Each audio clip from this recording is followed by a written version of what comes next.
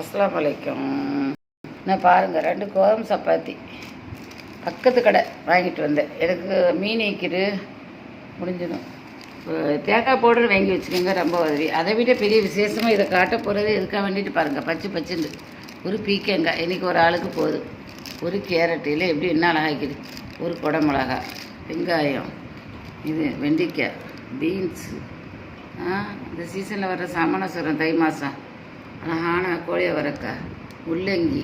இல்லை எனக்கு ஒரு ஆளுக்கு தாராளம் போனேன். ஒரு எலுமிச்சப்பழம், இது நெல்லிக்காய், இப்படி ஒரு தக்காளி பழம், முருங்கைக்காய் வந்துட்டு. இன்றைக்கி தான் நான் கண்ணாலே முருங்கைக்காவை பார்த்துக்கிறேன். ஒரே ஒரு இது குடமிளகா இல்லை, இந்த இது பச்சை மிளகா. என்ன இந்த மிளகா 2 வைக்கிறணும். 2 வைக்கிறோம். ஒன்று தான் கேட்டால் 2 போட்டிக்கிறான். 2 3 வெங்காயம். இதுதான் தை மாதம் இருக்குது. இருந்த சாமான் ஒரு சில சாமான் ரொம்ப கூட வச்சுதான், அதனால் நான் வாங்கல. அதுவும் பச்சை ஒரே ஒரு பாகக்காவும் எங்கள் வீட்டில் இருக்குது. நல்லா பச்சுன்னு காட்டுறேன். விளையாட்டு சாமானை போட ஒரு உருளைக்கிழங்கு, ஒரு கத்திரிக்காய். இவனு தான் எனக்கு இந்த அளவுக்கு தான் எனக்கு தேவையே படும். கொஞ்சம் முருங்கைக்காய். இன்றைக்கே முருங்கைக்காய்க்கு தடாவிக்கிட்டு இருந்தாடி 50 ரூபாய் இருந்தாலும் வாங்கலாமே, சராக்கண்டத்துக்கு போடுறீங்கன்னு யோசித்தேன். மொத்தத்தில் 70 ரூபா தான் வந்துடு. 70 ரூபாய்க்கு குறைய தான் வந்து. இது தனியாக பராட்டா 2 ஒன்றா சேர்ந்து 30 ரூபா.